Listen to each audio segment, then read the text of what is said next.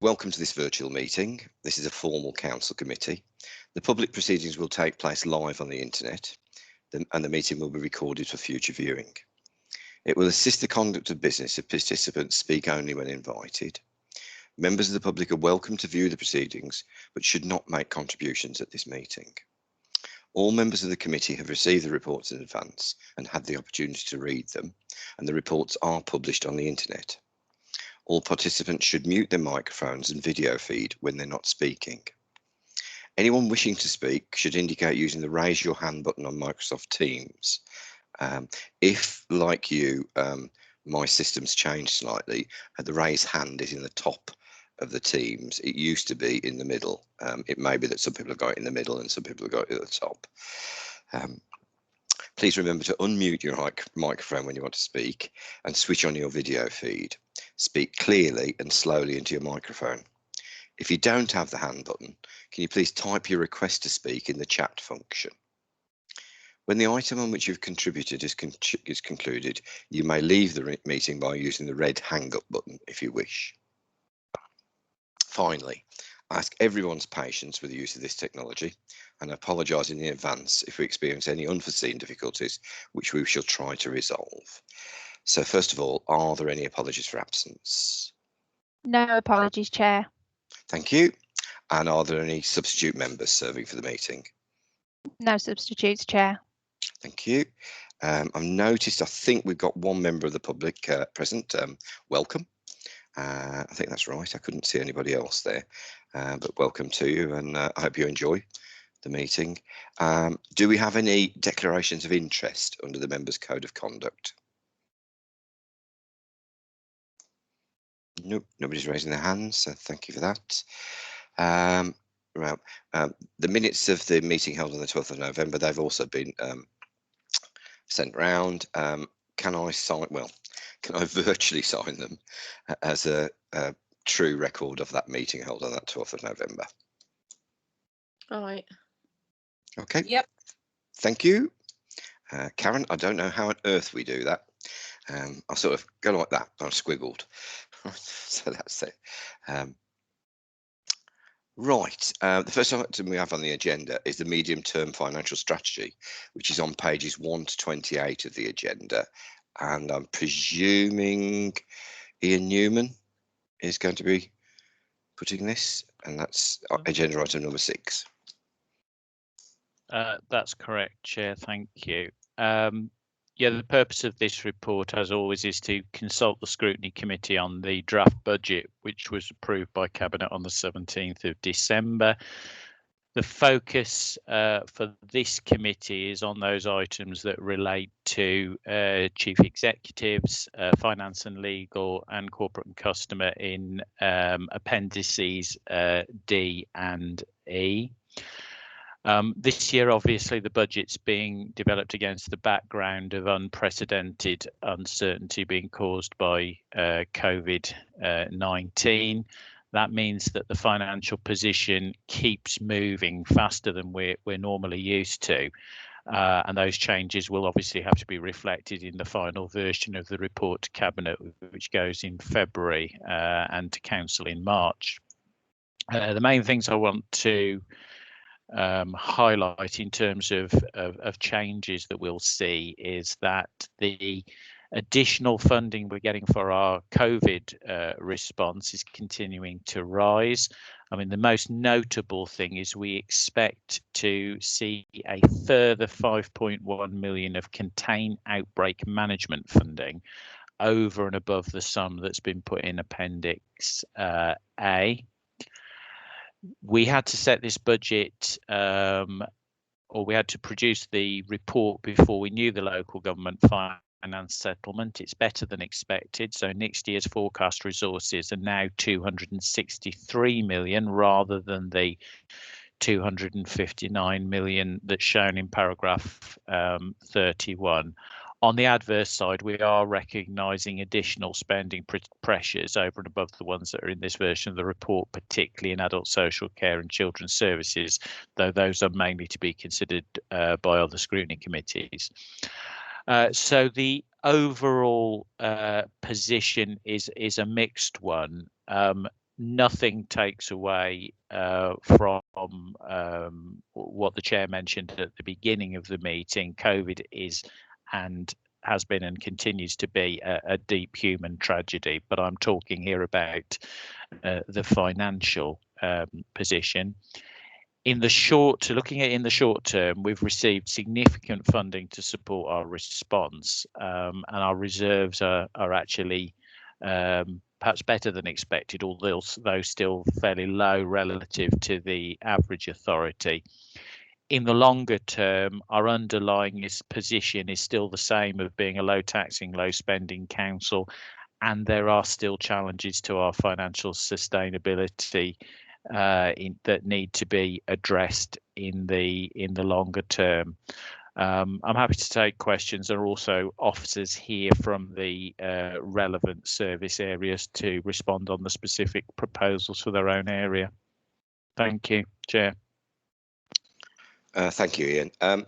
Questions? If you just put your hand up, please, and I'll pick you up.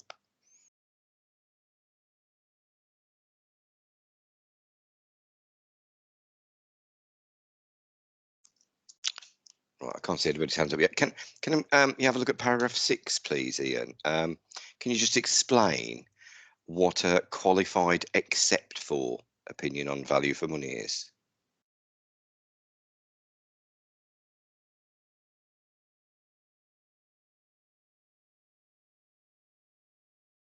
Ian? Can everybody else hear me? Sorry, it was my fault. As soon as I went and looked at the report on my screen, I ceased to be able to see the fact that I was muted. That is the only problem with No this problem. technology. Done it all the time.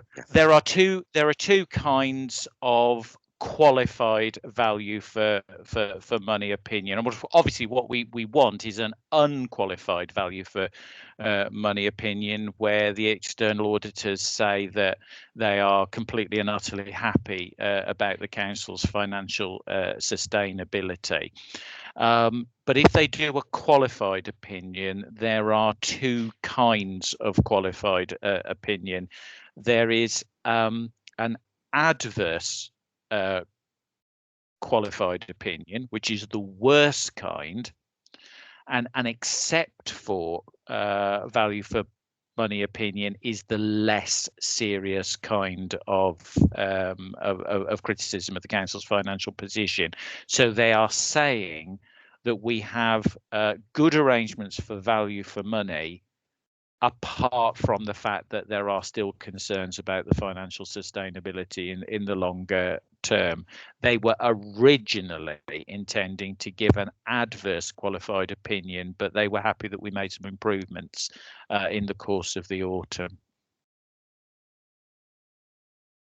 And what are the specific areas of qualification, unless it's too technical?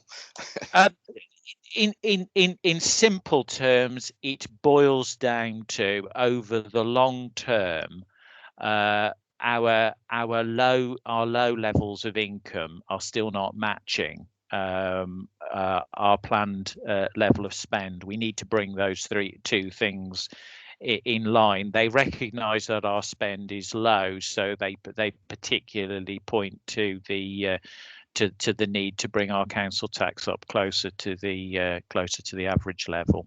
But that's the root of it. Okay, and presumably with the limits that are placed on council tax rises without the referendum taking place, we're going to continue in that position until something radical could actually happen. Would that be reasonable to say?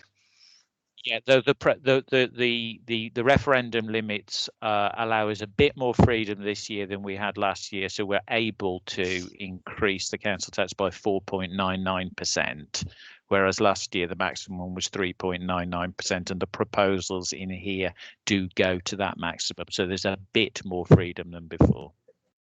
Okay, thank you. Serena.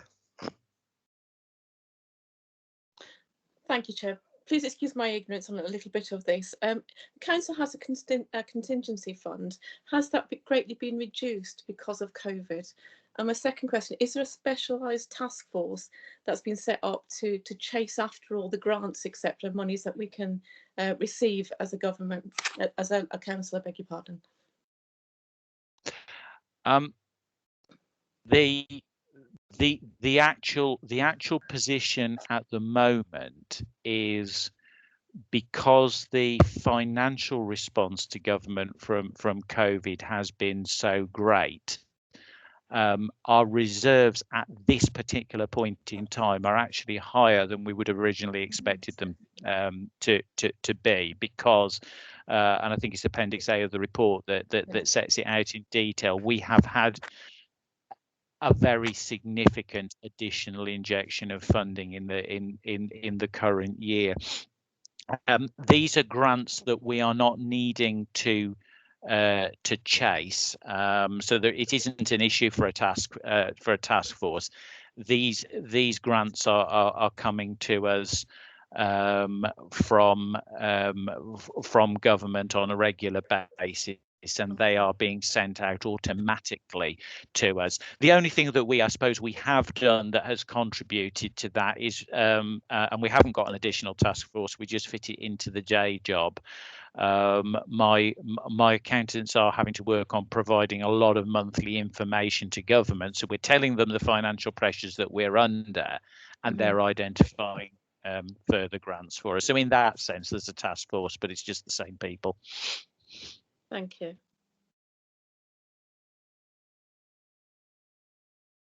Sorry, Chris. Thanks, Chair. Can you hear me okay? Yep. Right. I was just having a look through the commercial and customer services pressure on expenditure, or spending pressures. There we go. The new software system for children's services and social services, is it sort of rolled up in one of those things, or is it just somewhere else altogether? Just curious, that's all. I realise it's a new system that's coming. Must be costing us some money. I don't know what else. Thanks, Chair. I'll pick that up. No, Councillor Barnett, it's from memory, it's not rolled up in that budget. That will be shown under the adults budget. What that issue will cover is things like upgrades to the Microsoft software, etc., and more of the corporate systems, not the service-based systems. Fair enough. Yeah, thanks. Hope that helps. Okay. Beck? Hi. It's not the question isn't in relation to any particular paragraph in the book, but it's just in regard to the massive changes in terms of the world of work within the council. Obviously, we've gone from sort of predominantly office-based work through to a lot of those office members of staff now being able to work from home. I can imagine that that there's been a cost attributed to that in terms of setting up tech, etc., for people to work from home. But I just wondered whether that would potentially bring any savings going forward when we sort of realise what our sort of world of work looks like. Because I can't imagine, I can't imagine us going necessarily back to exactly how it was. And I just wondered when we might realise some of that, if those would be savings. Again, Chair, I'm quite happy to come in at this point. One specific item in the budget off the top of my head is, I think we invested £800,000 in additional laptops. Now, the catalyst for that, Councillor Gentle, as you're quite right, the catalyst for escalating that rollout of laptops was indeed the lockdown and the need to get staff working from home very, very quickly. But in terms of our long-term ambition, we've become quite focused that within a 3 or 4 year period, we would be more agile and we would have more staff working from home. So what we thought would take us a number of years to achieve, we actually did it in three or 4 weeks, which you've got to applaud our ICT team. They really pulled the cat out of the bag on that one. But yeah, in order to get people mobilised, in order to get people working from home, there was a significant investment which we did very quickly. Our suppliers responded very well, but there's no money wasted there. It plays into our long-term plans and ambitions. And if I could just add one other little bit to that, the report does include, and it is a little bit further down the line because some of these things take time, but it does include some proposed savings from rationalisation of our estate of buildings, because I think there was already perhaps a trend in that direction, but there's a recognition even more that we will have less demand for office space in the future. Thank you. Chris, did you want to come back in, Chris? Yes, please, Chair. Yeah, just on that and the rationalisation of office space. Matt knows I've talked about this before, but I'm curious to know, working from home it's fine for some people. For others, the environment isn't right. But I do see that, and this is also from this climate change thing we're doing, dragging people sort of all the way across the borough to work in a specific office. It starts to, it doesn't make so much sense as if it ever did. And I know it comes from an ICT background as well. I can imagine the ICT people. This was a fantastic opportunity to show you exactly what they could do, because they've known they can do it for a decade or so. But I know we could.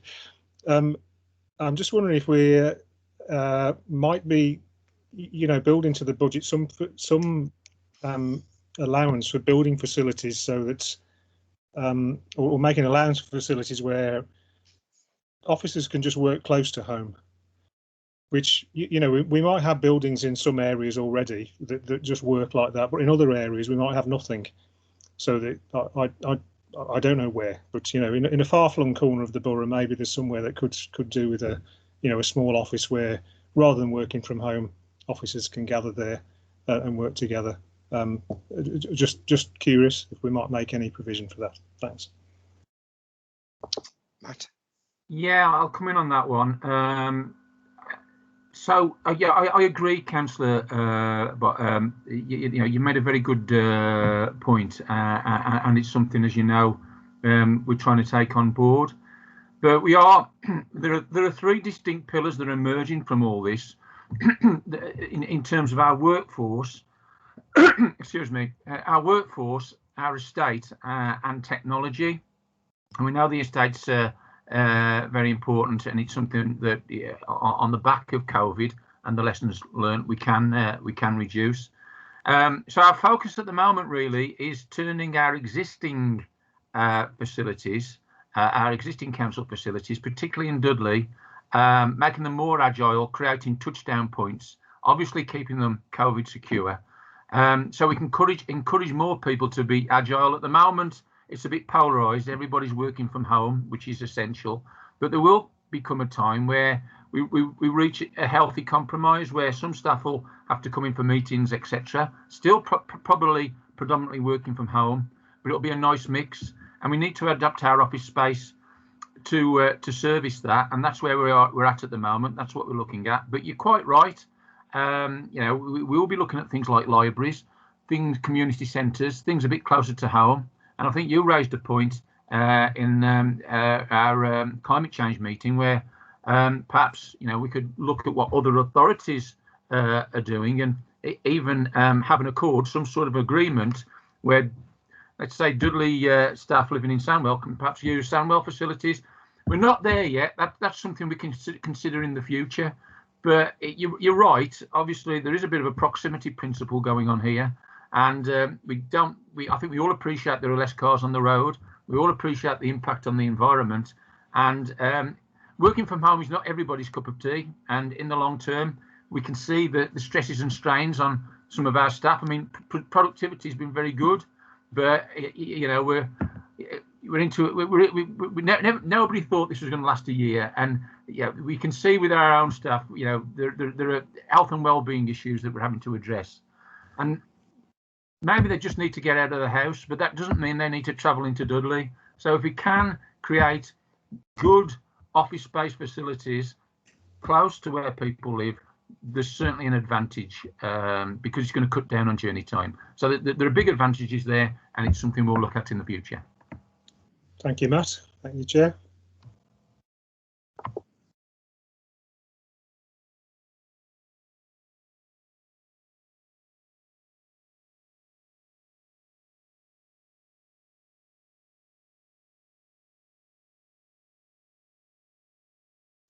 There's me talking away saying, have you unmuted?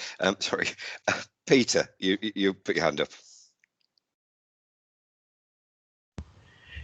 Yes, hello, thanks, Chair. I'm just a little bit concerned about the office space that we're going to have empty.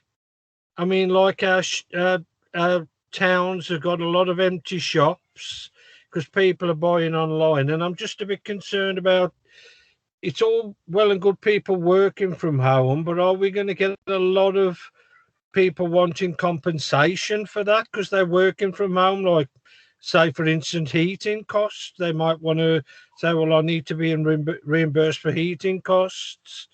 Telephone usage, I don't know. I mean, is it a good thing? I mean, the pandemic hopefully isn't going to last forever. Can we just not go back to normal? Thanks, Chair. Jen, do you want me to thank pick you, that Peter. up, Chair? Councillor Lee, so yeah, again, it's a good point. You know, obviously it's a bit of a balancing act, all this. There are some real advantages from working from home, but it's not everybody's cup of tea. And I think we need to strike a happy balance. Now, my view on that, we've got to consider the local economy, and we also need to acknowledge that we're a massive employer, and we are located predominantly in Dudley town. So, of course, if our staff stay away from the town, then it could have a significant impact on the local economy. But I would like to think that we'll find a happy medium, and instead of having people coming in on a 9 to 5 basis, you will have through the day almost a churn effect where people will come in for meetings. They may come in at 11 o'clock for a meeting, go home at, let's say, 2 o'clock. But we'll probably, in terms of footfall, you'll have maybe even more staff actually come through the town. They just will only be around for certain periods. So will that really significantly impact on the economy? I think if we get it right, probably not. We can reach a happy balance. If everybody stays at town forever, then you've got significant issues. But I don't think that will happen because there are certain jobs that you can do from home, but there are other jobs that you do need to come into an office, maybe not every day, but on a regular basis. So we need to manage that, and we need to be mindful of all the issues. Thanks, Matt. Thank you. Thanks, Peter. Thanks, Chair. Serena, you want to come back in? Yes, Chair. I just need some more information on Appendix E. I mean, obviously, with the COVID, etc., there is certain issues with mental health, etc., and the restructure of the mental health team and efficiencies, etc. I noticed from 22 to 24, it's gone up for 400. Can we have some more information on that and why, etc.? Ian? Because this scrutiny committee is trying to focus particularly on the proposals for chief execs, finance and legal and customer commercial, I haven't got an officer here tonight who can give an answer on that, but I can certainly arrange for some written information to be sent, if that's okay. Yeah, thanks, Ian. Sorry, I keep forgetting to put my video on. Not that anybody's worried about that, I wouldn't have thought. I know we've got the sort of revenue services bit after this, but what strikes me is at the moment we're getting a lot of money from central government to help us out in many ways because of the problems that we got from COVID. But there will be quite long-term effects on families in terms of those that lose their jobs. They're not instantly going to come back, Our economy is going to change. We know that. Peter's just mentioned the empty shops that we've got around. We'll lose a lot of those forever, or at least for the short to medium term, I would have thought. And the families that run those, and all the people that are dependent on those small shops for their incomes, that's going to be there with us for a long time. Now, whilst we're getting money from central government to help us with this, what we've also got is a tranche of people who probably haven't seen the benefits side of the world before. And I'm just wondering what, if any, long-term plans we're either trying to put in place or are thinking about at the moment in terms of the costs that will be involved in this as we go forward. Now, I know that cuts across a number of the departmental spends, because you'd have the impact of the mental health problems that would come out, all of the other stuff. But it would just interest Ian and Sean if we've started to think about what sort of costs may be involved in this, and where we could be looking for revenue from this, because we won't get it all back from central government when it really hits the fan, will we? And the other aspect of this, of course, is the number of people who are now in rent arrears. Because it's in the report, and that's worrying, because at some stage or another somebody's got to make their mind up about this, haven't they? Some people are currently, we're not evicting anybody, and the private landlord sector is not evicting anybody. If it suddenly became an eviction spree, then we would have massive problems from that, wouldn't we? And I just think, what sort of thoughts are going through your minds about how we're going to be able to tackle these sort of issues in what could be the relatively near future, couldn't it? Yeah. So this budget, in terms of the forecasts over the next few years, recognises the fact that there is sadly likely to be an increase in unemployment arising from what's happened here, and that will be quite a sustained increase in unemployment that will be sustained, which will take some years to recover to the levels of employment that we had before the pandemic. So what that will translate into in terms of our finances is more households being eligible for local council tax support. We're already in the current year experiencing, and Sean's team are managing the workload with great effort, I should say, managing the workload of dealing with those increases that we're already experiencing in the current year. We're forecasting that we're not at the worst stage of that yet. That will get worse through to the early summer and take a number of years to recover. So we have built in allowance for the impact of that on the council's finances. And one of the things as I said in my introduction, there's a mixed picture financially. In the short term, we are getting a lot of support. We're getting some more support next year, but then there are no promises of that later on. So that is one of the issues that's driving those questions of deficits and sustainability going forward. But we've built in recognition of that. Similarly, we're building in recognition of a likely sustained reduction in our business rates income for a period afterwards, because of the business knock-on of the same issues, and the separate report to the place Scrutiny committee that will be going next week is dealing with the issues on the housing revenue account. But that report also recognises that there are likely to be an increase in rent losses due to the difficult financial position that households will find themselves in. So all of those things are recognised in the overall financial forecasts. Sean might say probably more in the discussion of the next report on some of the specific work impacts of all of that. But one thing I would just reflect on, that this time last year, this committee was approving changes to streamline the way we manage local council tax support. I think we're grateful that we made those decisions a year ago, because this situation would have been a whole lot more difficult to manage in terms of the workload on the team if we hadn't made them.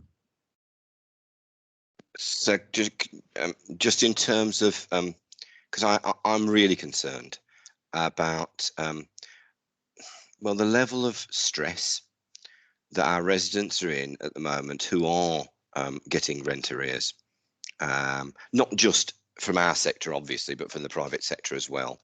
And that sort of cliff edge moment that I presume they're looking at, when all of the sort of leniency, and rightly, that's been put in because of COVID, starts to disappear.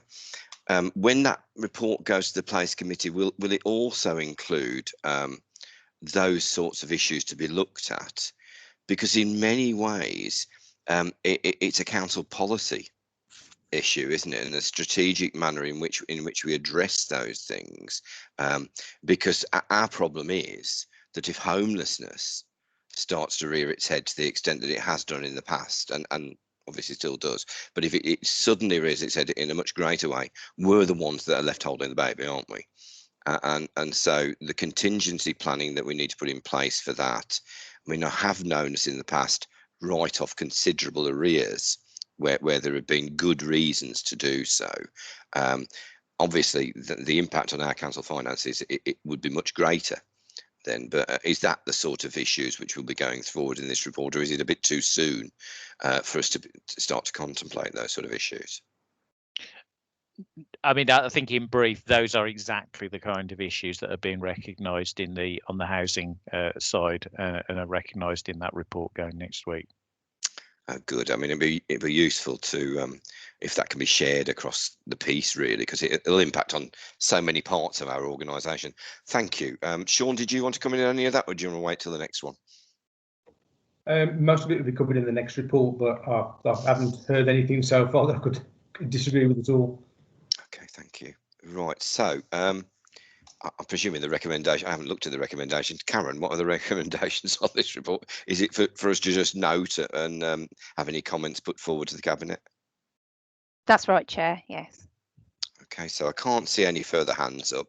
So thank you, Ian. I don't know if you're staying for any more of this, but thank you for the work that you've been doing on this, because it really must have been one of the most difficult years you've ever had, or even with money flowing in to an extent that you've never known of before.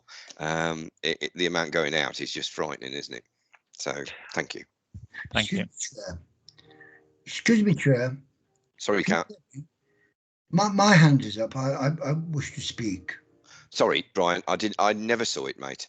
Yes, you carry on. That's fine. Yes, going back, I don't think we can even imagine what it's going to be like when we come through this. I know many people still are being held by government handouts because they've been made redundant. But I think the best barometer as to poverty, I mean, when we talk about putting the council tax up, there'll be many that won't be able to afford to pay it. They can't afford it now. But I suppose the best barometer we can use is the number of people using the food banks. They just can't cope. The food banks can't cope with the numbers of people. We can't imagine it. I doubt very much whether there's many talking tonight that go to the food bank. I don't know. But we can't imagine what it's going to be like.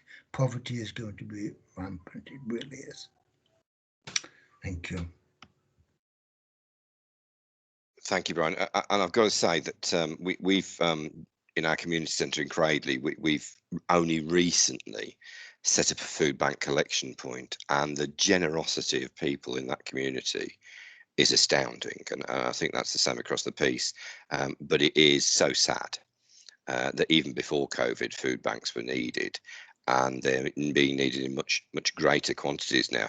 I think Sean might touch on that in the next part of the meeting, because one of the things that I've got concerns about is the difficulty that people have got now in getting food bank vouchers, simply because some of the outlets where they could get that from aren't there for them anymore.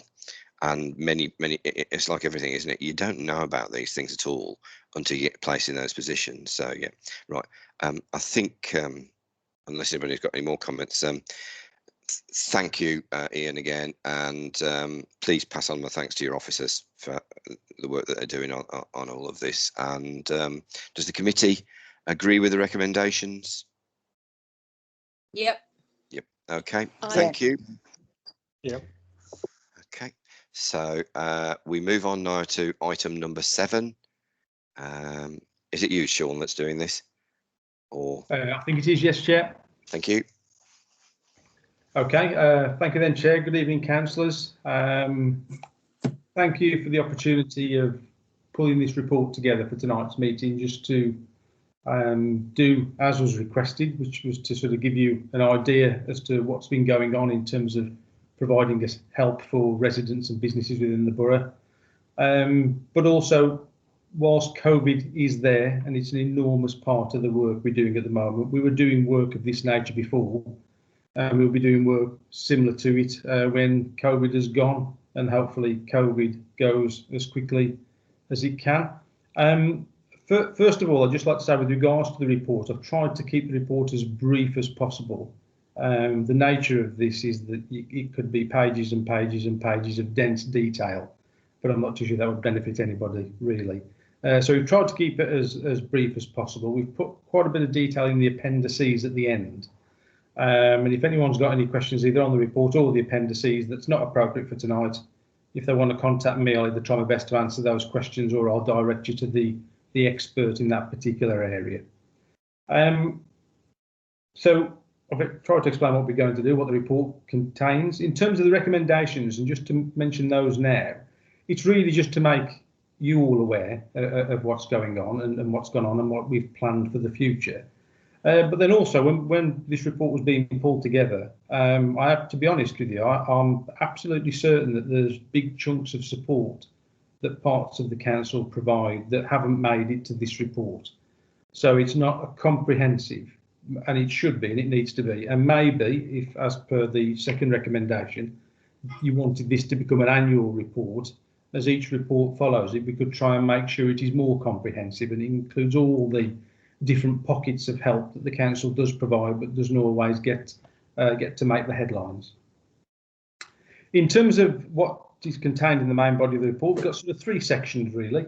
It's the non-COVID support, if I can call it that, the things that have been going on for some time and continue. There's the COVID specific report, and the list of things that come under that heading are growing by the day and getting ever more complex and challenging. And then there's the things in future that we want to do. And running alongside all that support is the work of the Corporate Welfare Reform Group, which we mentioned in the report, provides some detail, and obviously that group is there to help us as officers to coordinate our activities, but also to do things on behalf of other people if people want us to have a little look at something. And Chair, you've asked us to have a look at a particular job, which we're well on the way to doing something with that.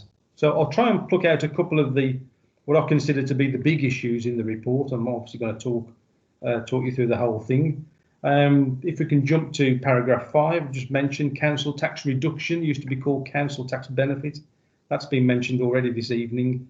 And again, very limited as to what I can put in there, but just to give you an idea of the size, there are 27,000 people within the Dudley Borough who are in receipt of council tax reduction at the moment, and that comes at a cost of £20 million a year. Due to the impact of COVID, more people are losing their jobs, and as a result of that, more people are claiming council tax reduction. So those numbers, both in terms of numbers of people claiming it and the cost to the council, is increasing. Paragraph 6, and again, all these things interlink. Assistance with housing costs, normally rent. Another one, she wants to learn how to do it herself, which is fine. Oh, okay, sorry about that. Okay, so paragraph 6, this is assistance with rent, normally housing costs. Some years ago, if people had talked about getting assistance with rent, most people would have said, oh, housing benefit. Well, housing benefit still provides a great deal of support against people's rent. We've still got 12,500 people in receipt of housing benefit at an annual cost of £50 million. That cost is met by central government, by the way. But the complicated factor with housing benefit or with housing support is that universal credit, which gets a mention in quite a number of places in this report, as universal credit rolls out and people become entitled to universal credit, which is at the moment only working age people, if those people of working age receive universal credit, then the way they get help with their housing costs is also via universal credit and not housing benefit. As a result of which, if there are any queries about people getting help when they're in receipt of universal credit for their housing costs, the query needs to be directed to the Department of Work and Pensions, or the DWP. That's not me trying to get rid of a set of queries, but immediately when maybe as councillors you're faced with a constituent who comes to you with an issue with help in paying their rent, the first question is to try and establish whether they're getting any help at the moment, and if so, where they're getting that help from. And if they're not getting any help at the moment, are they of working age and are they in receipt of universal credit? Because if they are, then the query is for Department of Work and Pensions and not for ourselves. So just what was a very big piece of work, continues to be a big piece of work, is now an even more complicated piece of work because there are two big organisations sharing the administration of that. Again, another linked item at paragraph 7, something that you may have heard of before, discretionary housing payments, most often referred to as DHPs because it's easier. This discretionary support has been around for years and years, but up until fairly recently, it was quite a small budget and wasn't called upon that often, which obviously is very vague in terms of that. But the important thing is it's a big budget now, and it's in high demand on the back of various welfare reforms and some of the issues, again, that have been touched on this evening about people getting into financial trouble, and before they know it and before we know it, there's lots of arrears against lots of debts. Discretionary housing payments is one of those discretionary things that the council can use to help people with assistance with their housing costs over and above what the regulations say that those people can be helped with. I said before, it's now becoming a much more popular and used scheme. We've awarded already this year nearly £1 million worth of DHPs. The government budget is that the government provide us with budgets to do this, and that was just under £900,000. So we've already spent that, but fortunately the Housing Directorate have made available to the council another £500,000 so that we can help more people in terms of their discretionary claims. That offer has been there for a number of years, and we haven't had to use much of that in previous years. I think this year is going to be quite different, and we will probably use the majority of the additional available funding made available from the Housing Department.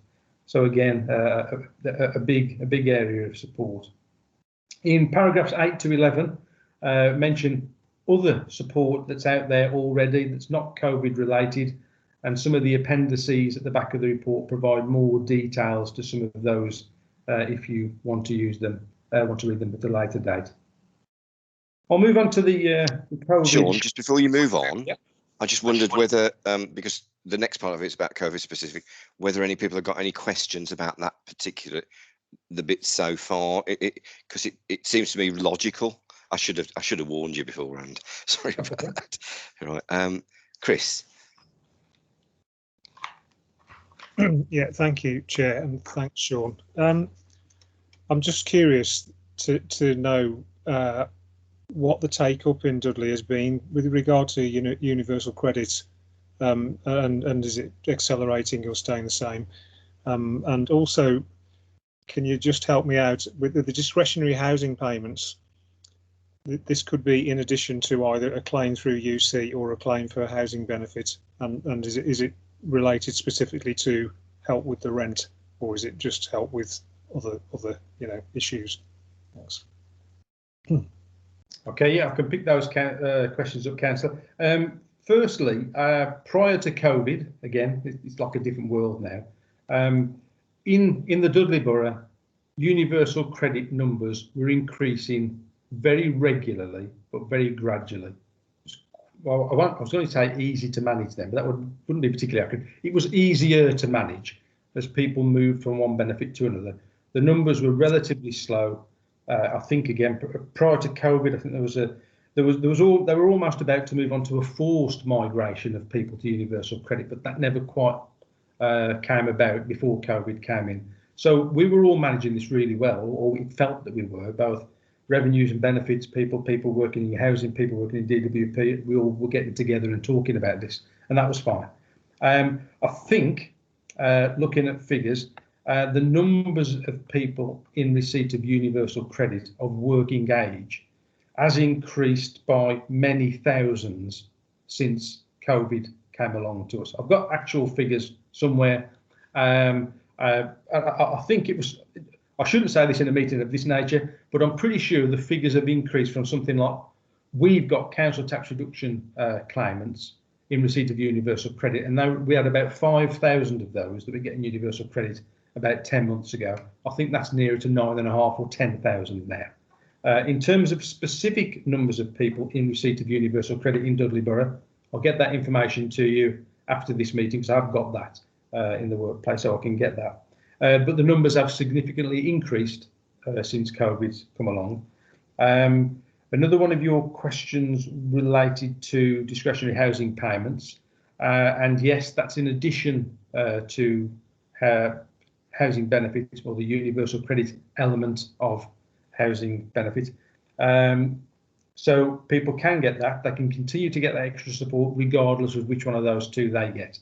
And we administer both. Revenues and benefits administer both elements of the DHP, whether the person's in receipt of universal credit or housing benefit. And there's one other question, I think, within the ones you asked, which I've now forgotten.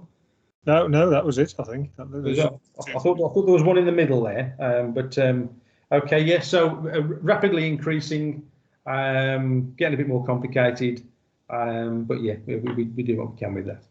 Oh, thank you, Sean. Thanks, yeah. Thanks, Chris. Sean, for me, one of the fears that we all had was with UC taking away the housing benefit element of this, and then people being paid as they were back in the supplementary benefits days, that they've been paying their rent direct to them. The fear was that people would get into higher rent arrears because of the competing demands within their households, particularly with the waiting times and things like that with universal credit.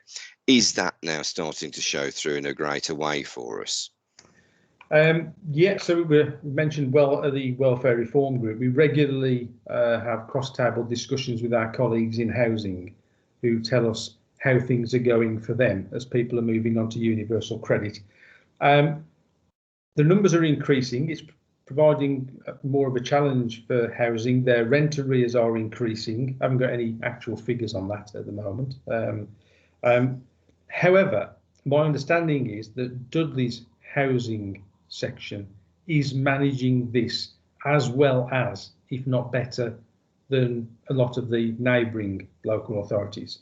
But that's not to say it isn't a difficulty. One of the bigger concerns, which I think you touched on just, was that the support from Universal Credit for Housing was going to be paid directly to the customer. And with all of the demands on individual people to pay off various debts, there was always the chance that the money that they were given to pay their rent wouldn't actually be used to pay their rent, not for any bad reasons, just that, you know, when money's received, obviously, it's whoever knocks on the door first or whatever. That remains a fear and is a challenge in the system, but there is an ability for that support to be paid directly to the landlord. and obviously in Dudley's case, Dudley MBC. And whilst that was only being used in a small number of cases initially, my understanding is that's being used now in a greater number of cases, and that's become easier to, that situation's become easier to obtain. So it still is a concern. Colleagues from housing will be able to give more detail on this, but it's being managed well. It's causing another layer of work for housing staff when liaising with tenants about housing costs and housing arrears. Which has just reminded me of the previous question as well. So has that answered your question? Yeah, I just to develop it slightly, it used to be quite difficult prior to universal credit, and in fact prior to that, to get people to actually agree to have their rent paid direct to ourselves. Is that, as far as you know, is that process relatively simple now with universal credit, or is it still like sort of drawing teeth? Yeah, I think definitely the idea was that wouldn't be part of the new process. That generally it would be that customers would get the money and then they would sort their finances out and make sure the money that was given for housing support was paid against their rent. It was exceptional that it would be done by payment directly to the landlord initially, but for whatever reason, that has become more simple, and there have been significant increases in numbers where that's taking place. And for some people, that's the best way for it to operate. Yeah. So it is easier, but probably not as easy as it was when it was purely just housing benefit. And the reason I'm asking that for the committee as a whole really is that we as a committee see what's happening on a local level and are able to politically put things forward, maybe through to the cabinet or directly through to government from this committee, to say that, you know, if this is an area where, particularly with all of the other fears that people have got at the moment, and you know, some of these people will have COVID, have lung COVID, or have, you know, other really difficult things like their children off school,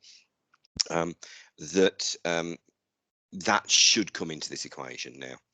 That where people go onto universal credit, perhaps there's a box they can tick to say, actually, I would like my rent to be paid directly into the council or into the private tenant. I think there's always a fear with the private tenants ones of the tenant, the landlords taking advantage of it. But I just think it's something that we may want to consider as a committee, either now or in the future.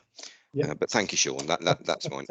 Yeah, and the previous sub question from Councillor Barnett, in terms of DHPs, primarily it's to assist with rent, but it can be used to assist with other housing related costs as well. They're more exceptional, but sometimes it can be used for specific one-off costs when someone is given a new tenancy. Sometimes it can be used for things like removal costs when people are moving from one tenancy to another. So very much it's for rent, but it can be used for other housing related costs. Thanks, Sean. I did ask that question. You're quite right. Thanks very much. Okay, Sean. So I can't see any other hands up. If you want to go on to the COVID related stuff, thanks. I know we interrupted you, but I thought it was worthwhile at that stage. Yeah, absolutely. That's fine. Yeah. Okay. In terms of the COVID related support, then so immediately or initially we talk about business grants because it's topical. So we had the business grants last spring, which went into last summer and the last summer autumn. We paid in excess of 5,000 businesses. We paid nearly £60 million in business grants during that period. And much like most of the other work that's contained in this report, it's done by officers, existing officers, who also had their day job to do. And some of the demands that have been placed on officers have been exceptional. It would be wrong of me not to mention that tonight, because I know personally this has come up as quite a cost to various people who have been trying to deal with the increased workload that COVID has caused, not just for us, but for obviously lots of people up and down the country. and it's continuing. And it was okay when I think when people thought it was going to be a 2 or 3 month sprint, but now it's become a 10 or 12 month marathon. I think we're trying to find new ways of re-energising ourselves and keeping at this. So that was the business grants for last year. You'll all be aware of the business grants that started again last November when we had the first of the national lockdowns. And this new set of grants is, for those of you that have had any dealings with it at all, are extremely complicated because the business grants depend upon what tier the borough is in and what business type is in need of a grant. So every time we go from national lockdown to tier 3 and from tier 3 to tier 4 and from tier 4 to a second national lockdown, it's just grant types upon grant types upon grant types. So it's really, really fast moving. So in terms of this report, which was finalised relatively late in the day, apologies again to Karen for that. When we put this report together, in terms of the new business grants, we'd awarded about 2,000 grants, and we paid out about £2.4 million.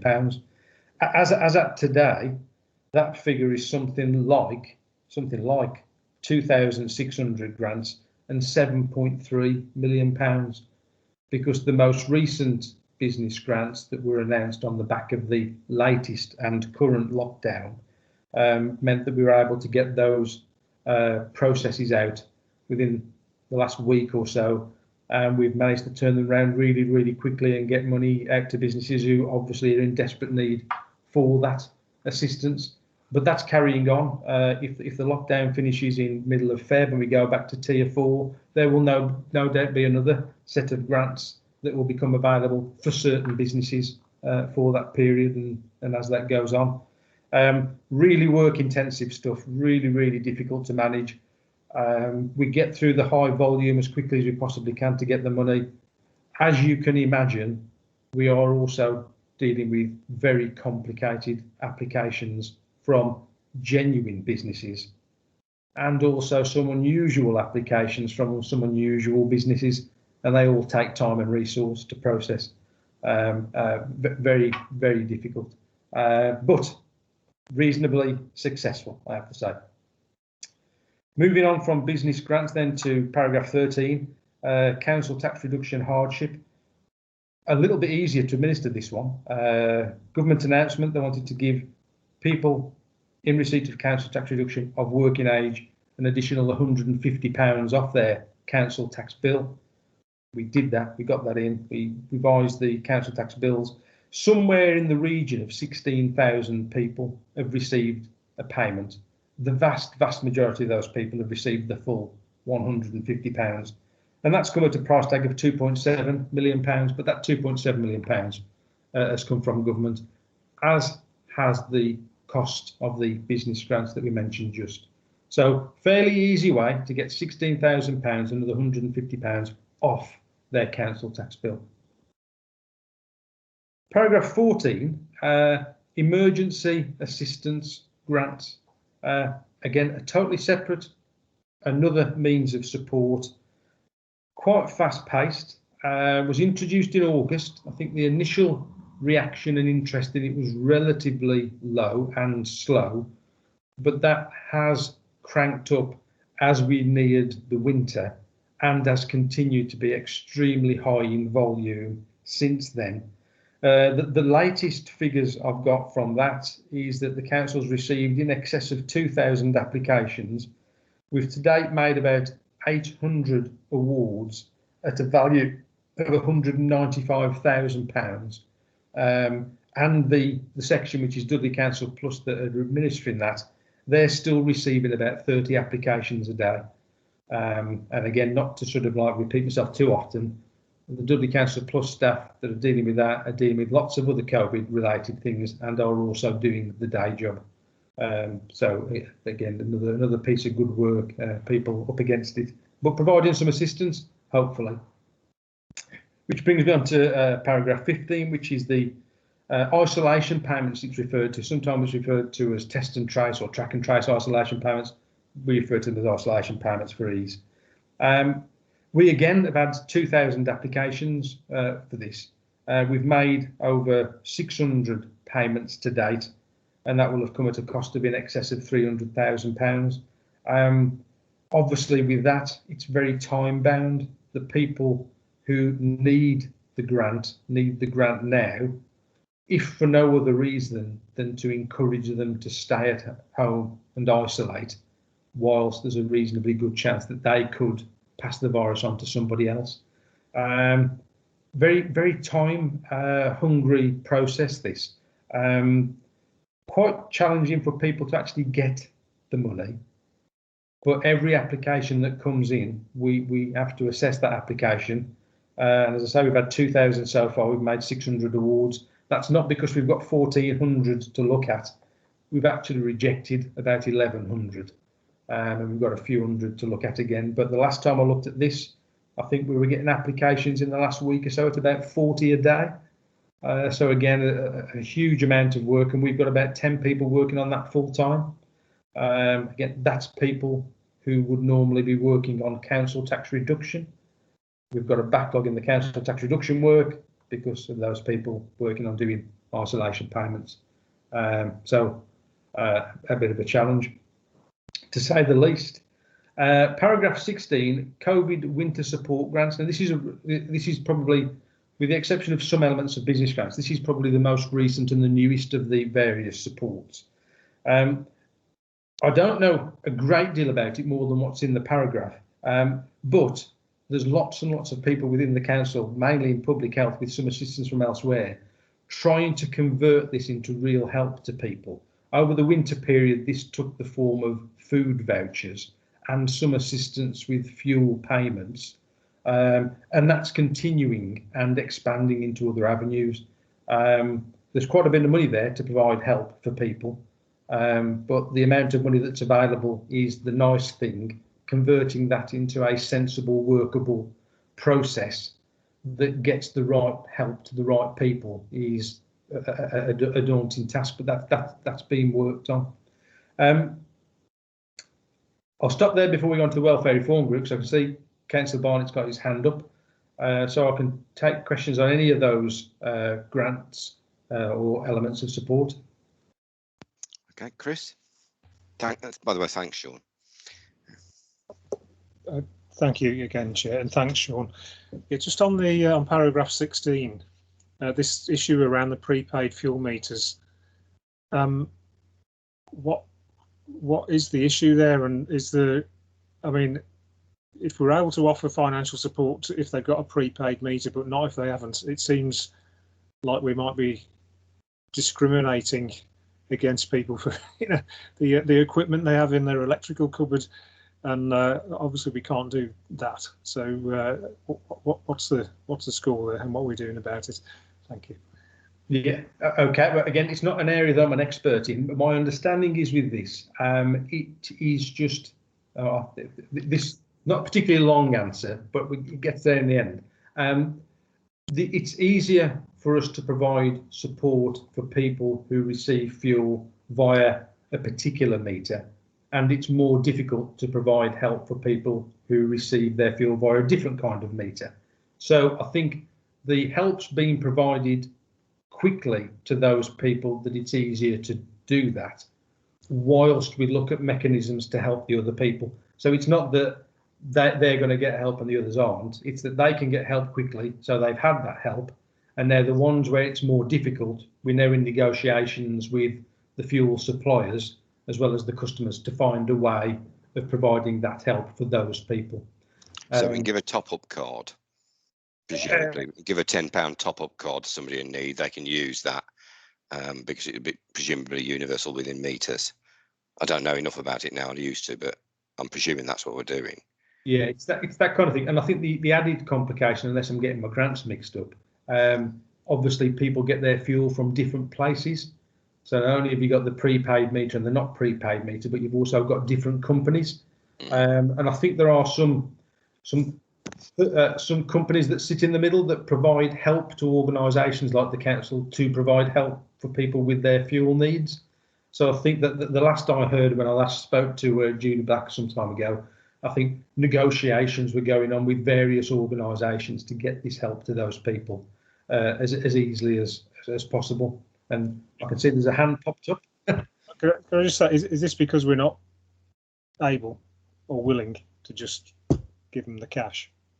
I couldn't contact that councillor or chair, but I think perhaps Julie could probably come in to provide some guidance on that one. Yeah, I was going to say, can we take Beck first, because it might be a similar question, Julie, and then if Julie could come on in it. Beck? Yeah, it's not a similar question. It's on isolation payments. Okay, right. Do your bit, and I'm sure Julie will be able to tell us in a second. Okay. Yeah, so I was just interested in the number of people that were trying to claim isolation payments and the number of people really that were unsuccessful, and whether you could give us any indication of why that might be. And also with regard to the people that were unsuccessful, have we got any evidence in terms of data or anecdotal feedback in terms of what they then went on to do? Because I guess there becomes a question about, you know, not being able to stay at home because they either can't afford it or, you know, pressures from work, that sort of thing. And I just wonder, yeah, why we couldn't give them all the isolation payment? What's the government criteria stopping that, and what is the evidence, anecdotal or otherwise, in terms of what they went on to do? Thanks. Okay, right. Well, while you think about the answer to that one, Sean, Julie, do you want to come in? Thank you, Chair. In terms of the winter grant, we got that just before Christmas. And before then, as Sean said, we had the emergency assistance grant, which also covered food and fuel. The issue we have with prepaid meters is it's easy to provide a top-up voucher. For those people who haven't got a prepaid meter, we can't give a voucher, so we do need to work on some other method of checking availability and providing cash. The latest position we're at is we're probably going to work with Citizens Advice, who deal with people and can actually verify, because a lot of this is around checking people's needs and balancing that, but also making sure they get wraparound support, so we don't just give people some cash and then leave them. We want to try and make sure they get all the support. So Citizens Advice were likely to deal with a lot of the vulnerable adults who need help with the support, and those who aren't on prepaid meters, because we'll be using colleagues in the family centres to provide support for providing the winter grant for families. And we have a supply of different vouchers and voucher suppliers for food, fuel and other heat related stuff. And we're linking in with our welfare rights team, with the winter warmth team and other support services to try and make sure it's not just a one-off issue and then we leave people with a cliff edge. We want to get wraparound services and make sure we can maximise the income to those people. So that's kind of where we're at. Thanks, Julie. Thank you. Thanks, Chair.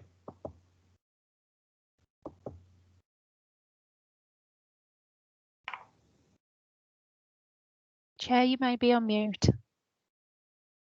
I've done it again. I was going to say, I might come back to Julie in a minute on something she just said, but in the meantime, Sean, would you like to answer Beck's? Absolutely, Chair, yeah. So again, a relatively complicated answer that I'll boil down as best I can. So with regards to the isolation payments, there are two main schemes, or there are two schemes rather, the main scheme and then a discretionary scheme. The requirements for the main scheme are set by government, who provide the funds for that. So we administer a scheme where the rules are determined elsewhere. The main, or one of the main criteria for the main scheme is that the applicant must be in receipt of a means tested state benefit, for example, universal credit. If at the time of application they aren't in receipt of a state benefit, then immediately they can't get the isolation payment, even if, as was the case with my daughter, incidentally, they claim a state benefit on the same day and eventually are awarded that state benefit. We cannot then revise the decision for the isolation payment. So, main scheme, requirement to be on state benefit. If they're not on state benefit at the time, then they're not going to get the isolation payment. What we did, though, and other local authorities have all done this, is we then also created a discretionary scheme where, as you'd imagine, we set the rules for that scheme. But there was some government guidance as opposed to instruction on this one. Our discretionary scheme is very, very similar to the discretionary schemes up and down the country, and specifically with regards to our neighbouring local authorities.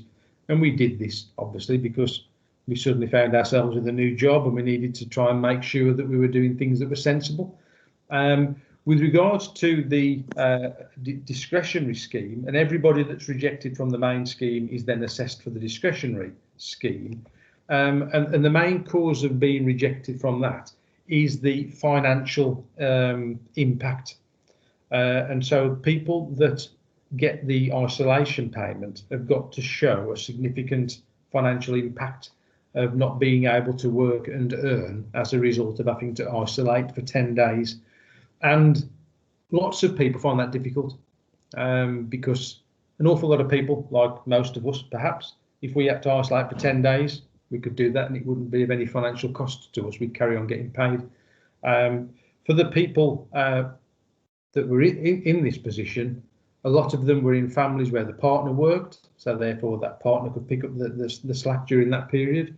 Maybe it was people, adults, who lived in a household with their parents, so hadn't really got significant overheads, and therefore they could withstand the pressure of not having to work for 10 days and maybe not getting paid for that. But also, and this is sort of just an interesting bit, government gave us money to fund the discretionary scheme, and the government gave us sufficient money to fund 171 discretionary awards. And by the middle of November, I think we were up to about 140 awards. So we were getting close to the time when we would run out of money. So we were looking for ways to fund that. Government have very recently increased that pot. So we can try and make our discretionary scheme, and in fact have made our discretionary scheme a little bit more generous. But in terms of a sort of a shorter answer to your question, the vast majority of people were rejected from the main scheme because they weren't entitled to a state benefit at the time they claimed. And then of the people that were rejected from the discretionary scheme, most of those people weren't able to evidence that they had significant financial difficulties as a result of not being able to work for up to 10 days. Thank you, Sean. Ed, unmute yourself. That's it. Thanks, Chair. It's timed quite well, actually, that I've got Sean this evening, because I've been contacted by a dog grooming firm, and they're telling me that they're not eligible for the business grants in this lockdown. But they've furnished me with a list of 38 other councils that are allowing them. So I don't expect an answer now. It's not top of your list, but if someone could get back to me just as to why these businesses are being refused the grants, and that's no means a criticism.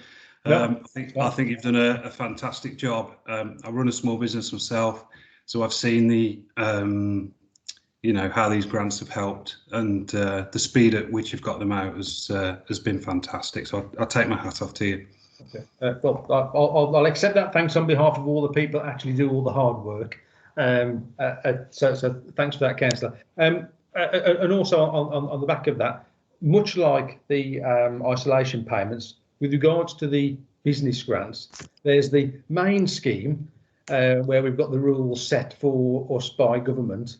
And then there's a discretionary scheme, and for those that are interested, you might see the initials ARG mentioned. Phase 2 of Dudley Council's ARG scheme is being finalised as we speak, and that is primarily focused on the kind of businesses that don't operate from a fixed business premises and don't pay business rates. There's lots of people who work from home, lots of people who do mobile work, lots of people who work from units where, you might have like market stalls or inside units of bigger operations. So it's possible that the dog grooming company that's contacted yourself, Councillor, might be able to get help under the discretionary scheme. But outside of this meeting, I'll specifically take a close look at that and see what's happened with his or her applications thus far. Thanks, Sean. just before we move on to the next bit, I just want to take up two things. One is with you, Sean, on the extent of the ability to fund through the discretionary grants, because from my reckoning on the last one, we had a limited pot for that, and whether that's the same. And with Julie, I am concerned that we're considering using the Citizens Advice Bureau for the work that you're talking about there. I'm just worried about their ability to actually do what we're asking of them, because up until recently I was a trustee of the CAB, and we moved into the Dudley premises where the telephone contact centre was set up. I can't think of a better way to describe it there. And I don't think they'd be going back in there because of COVID in any real numbers. And I just wonder at their ability to deliver what you're talking about. And I just wondered whether we haven't got, I mean, we will get some of that information from our own resources, I'm quite sure. But isn't there an ability to liaise a little bit more with the DWP about the qualifying benefits that people might be on? I just throw that in. I don't expect any real answers to that, Julie, on that one, but just I have got concerns that we might miss some of the other bits that we might be able to use. Just in response to that one, Chair, obviously we're not piling all the money over to Citizens Advice. We've had conversations with them yesterday or Tuesday, I lose track of time, and they're also doing a similar role for Wolverhampton. So we're kind of looking at that. So we're going to pilot it because we need to get a system up and running very quickly. Yeah. So the plan was that we would, based on the certain numbers, we do an initial trial for a couple of weeks to see how it's going and see if it's working, because we need a mechanism where we can make financial payments, and rather than ask DC Plus to do more, because they are absolutely swamped because they pay some of the cash payments through the emergency assistance grant. So that's why we're looking to try and spread it and use other partners, but we've got to keep our eye on it and make sure it does happen and it works effectively, and if it doesn't, we'll have to change it. Yeah, I think for me, I mean, I work for HMRC, and we're under a lot of pressure at the moment with various things, but sometimes I wonder if local government doesn't use its partnerships with central government departments as well as it could, partly because the central government departments don't make it very easy for that to happen. And I just think that that's something we could throw into the mix. And again, we're politicians, you know, and there should be a mechanism by which we can bring these things up through to central government, because sometimes it does need that political clout at the top to say to the government departments, actually, you could do that, because we hold all that data, don't we? You know, Yeah. and it shouldn't be that difficult to get the liaison up and running, because we're not every council across the country is going to be going through this, aren't they? Some councils have just been very simple. We've tried to work with the spirit of the scheme and help as many residents as we can. Time is against us on the grant because the grant is only available to the 31st of March. Oh, God. So we have to, hence why we need to get up and running very quickly and keep a tight eye on things, because otherwise we'll lose the money. Yeah. I just find it incredible that we're expected to work miracles all the time, aren't we? Sean, sorry, I did make another comment. Yes, Chair. So in terms of discretionary funding, both for the isolation payments and for business grants, further funding has been made available.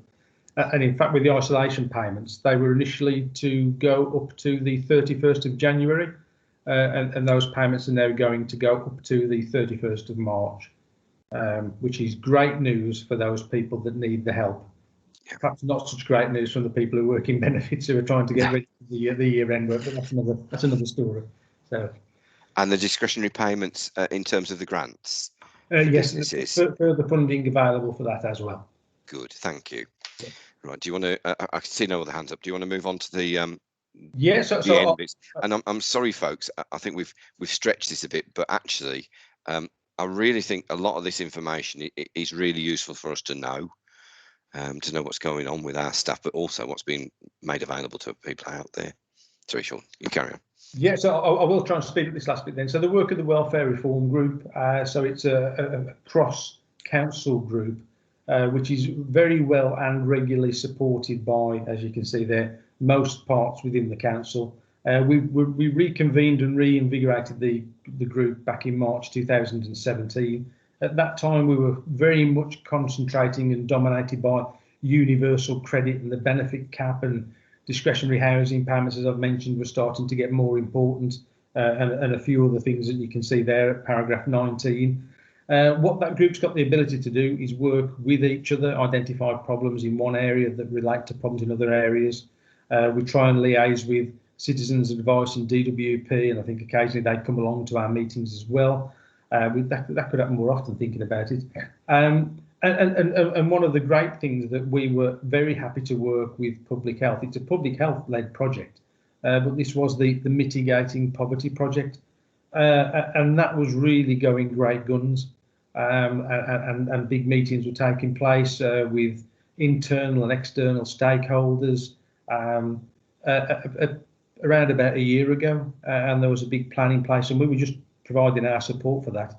And then, of course, COVID hit, and that works had to be sort of like, well, not exactly shelved, but at least put to one side a little bit since then. So that's a real shame, but that's something that we're really happy to work with. In terms of paragraph 21, Councillor, I Chair, I haven't done this on purpose.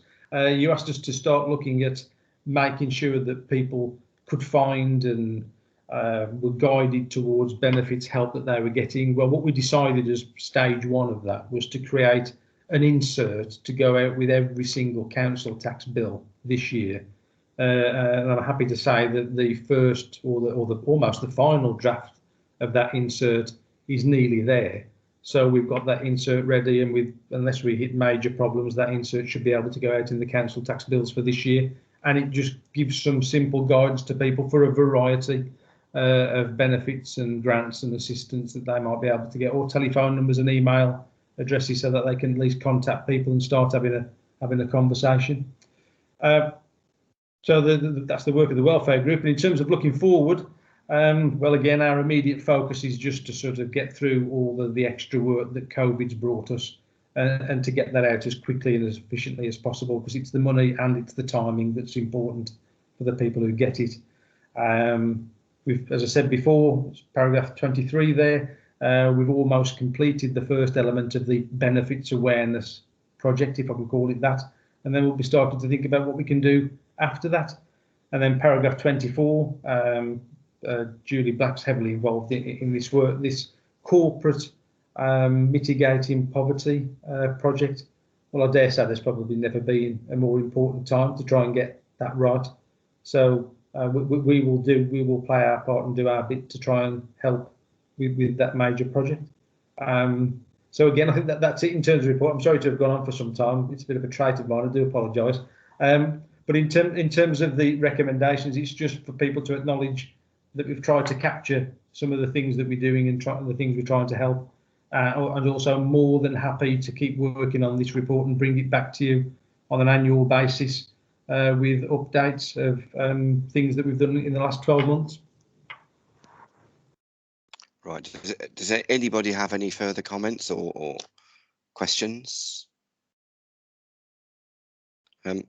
Sean, can I really thank you and the staff. I came along to that welfare. I got invited to their welfare reform group and was stunned really by the level of commitment to the people that we serve in that group. I can say I'm absolutely delighted that we're now looking at putting an insert in the council tax, and just wonder, I don't want to throw too much more work at you, but I just wonder whether we could get somebody, and I'll help if you need me to on this, to give just a little overview email that we could send out to all councillors, because for those of you on this committee, I had this idea of a sort of benefits take-up campaign across the borough, because we've got so many people out there who are not getting the money that they should be, and some simple way of us getting that attention to them. But I've always said we've got 72 councillors, each with really quite broad links into their communities, And if we've got some sort of overview of how benefits can actually be claimed and the sort of people that aren't claiming them, we can start to put that about within our communities and maybe change the lives significantly of people. I went out to one old couple and they ended up with over £100 extra in their pocket every week. And that is really significant money. So the other thing I'd like to think about as a committee is whether we would like to send a letter to Sean's and everybody else who's involved in this, the health side, as Julie was talking about there, just thanking them for the work that they're doing. I know everybody's working their socks off across the community, the council, but from what we've just heard, this lot are doing a damn sight of good work, and often will be unseen by most of our community. I'd like to send a letter from the committee thanking them for that. But also, I think we should be considering whether we ask the Cabinet if extra staffing resource couldn't be put in some ways towards these, whether that's bringing in some fixed term appointments or however we do it. I know a lot of the work that they do is quite skilled, but some of the work may not be. And we've got a lot of people out there. I mean, I just think of how many university students have we got out there at the moment who are not going to be going to university for the next 2 to 3 months. Many of whom might be very, very pleased to come in and even as work experience, but I wouldn't want them to be unpaid. So I think if we as a committee can think about doing that, I'd be quite happy to help to write that with Karen and others and Ed to get that forward. So that's it. Thank you so much, Sean, for the report. I really do mean it. Thank you, Chair. Right. I'll come back to the committee. Happy with the recommendations and reports? Presuming you are. And are you happy with what I've suggested, that we can write a letter thanking the staff, but also asking the Cabinet to consider some way of putting some extra resource into these people, at least in the short term? Yes, Chair. Yep. Yep. Everybody happy? Thank you very much. Karen, can we get together and do something about that in the next couple of days? Yeah, Chair, that's no problem. Thank you very much. Right, Sean, if you're not needed anymore, mate, I'd go and get a happy night's sleep. Right. Cheers, So Chair. I'm just looking to see where. So I have to move my mouse onto the other part of this now. So we're into now. Is it the sickness absence report next? Yep. It's a long way down here. No, yes, the attendance management, which we've asked for quite a long time, haven't we? So, Karen, who's dealing with this one? I believe Joe Martin's got a couple of slides to put up, Chair. Thank you, Joe. Good Welcome. Evening. Obviously, I've submitted the report and appendices. I think before we start, let's just remind ourselves that I'm bringing it here for you to see the sickness absence levels and the application of the attendance management policy. But I would like to say as well, I think I need to set that in the context of the difficult months we've had. So I'd like to share some slides with you about the main points of the report and also some of the COVID related information I have as well, so we can see it in full context. So if I just share this with you, just bear with me.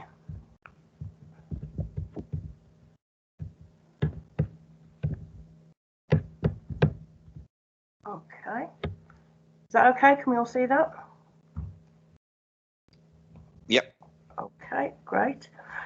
So looking at the sickness absence rates then, I was actually due to bring this here when we went into lockdown in March last year. So what I've done with the report is cover the full year for last year and the first 2 quarters of this year. So if we look at the full year last year, days lost per FTE is 12.19 against a target of 10.5 days lost per FTE. And if we look April to September this year, days lost is 4.35 per FTE against a target of 5.25. Now you will see that there is a reduction in sickness absence, and I will say this doesn't at the moment include any absence directly related to COVID. I have got some figures on that. Those people who were suffering symptoms or clinically diagnosed, it takes the absence rate to just about 5 days lost per FTE. So we're still within a target, even, you know, though we've had those difficult times, and this is only till the end of September. A lot of organisations are reporting a reduction in sickness absence. There could be various reasons for this. It could be that because of the hygiene and the social distancing, we're not picking up the bugs that we normally would. It could be the benefits of working from home. So if you do feel a bit not so good that day, you can still work at home rather than do a commute. Or it could be that the actual spirit of, no, we all need to stick together and do the work. Absence reasons trends has changed. There's been a shift in the first 2 quarters of this year compared to last year. So if we look at the changes, what has increased in 2020 for the first 6 months, work-related stress has increased by 3%. Mental health has increased by 3%. Cancer-related has increased slightly as well, but we have seen an increase in bereavement, which is what you'd expect. There's been a decrease in post-op recovery absence. This could be because operations aren't taking place. The flus, coughs, colds, and the respiratory illnesses that we generally pick up from each other. Now, if we look at absence, triggers and actions, just to set this in context, the triggers run on a 12-month rolling year. So these figures in the report go from the beginning of October 19 through to the end of September 20, because that's how they operate in a rolling 12 months. So if I just remind you of the absence, triggers and actions within the policy, is the Bradford factor score, which tells us if an absence is becoming problematic. If somebody's been absent for 4 weeks continuously, we need to talk to them and see what we can do. Any pattern or trend that we see emerging, Mondays, Fridays, you know, before a holiday, after a holiday, and the mandatory return to work interviews or actions by all managers.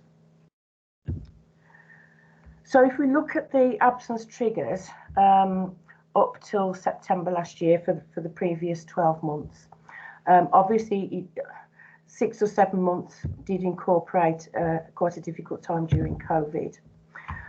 331 employees met a trigger within the policy, and 49% of those triggers had some action by managers. And in terms of return to work interviews, there was a 90% completion rate. During COVID, as with many employers, we've had to adjust numerous policies, and the attendance management is one of them.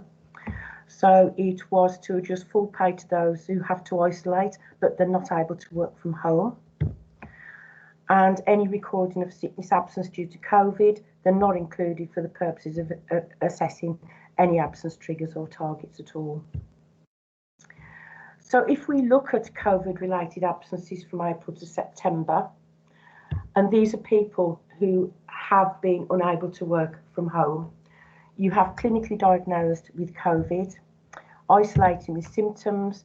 There could have been household isolation, test and trace notification, and vulnerable, the extremely vulnerable that had to isolate. And these are people that couldn't work from home, and it's affected 446 of our staff during that 6-month period. What I will say, there is about 440 staff that were isolating through test and trace or within a vulnerable group that were able to work from home.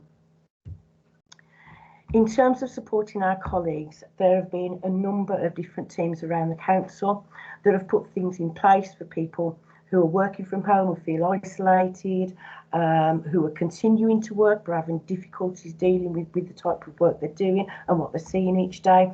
And you'll see there a list of things. This is just some of the things that have been put in place by various teams and colleagues around, and there is much more than this to list, but run out of space. Okay, so I can stop sharing now and take any questions.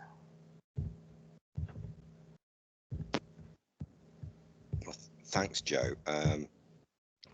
One of the things that strikes me is that post-September and over the last few weeks, really, with the more rapid onset of COVID, I'm not quite sure how that's hit Dudley, to be quite honest. But are we starting to see bigger numbers starting to come through for us? I mean, we're seeing bigger numbers, and we're also seeing the long COVID. We are starting to see the effects of long COVID as well. I think it's expected that we're going to see an increase in mental health issues across the board, particularly as we've got people juggling childcare, being vulnerable themselves, having bereavement. We're going to see the impact of this for quite some time, I think. And are we trying now to look at how we can sort of rally support for those people? Because one of the biggest problems we face as well is with the mental health one. The lack of the NHS side of things within that, and the difficulties in people getting mental health support through their GP practices. Are we looking at buying in support for that?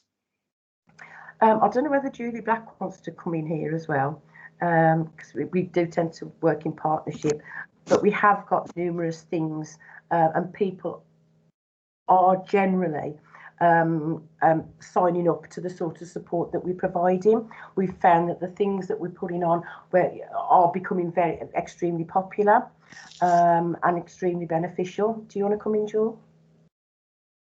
So just on the sort of clinical side of mental health, if you like, we have our internal counselling service who are still providing support and have provided an additional helpline if people just need an immediate, quick conversation confidentially with counsellors.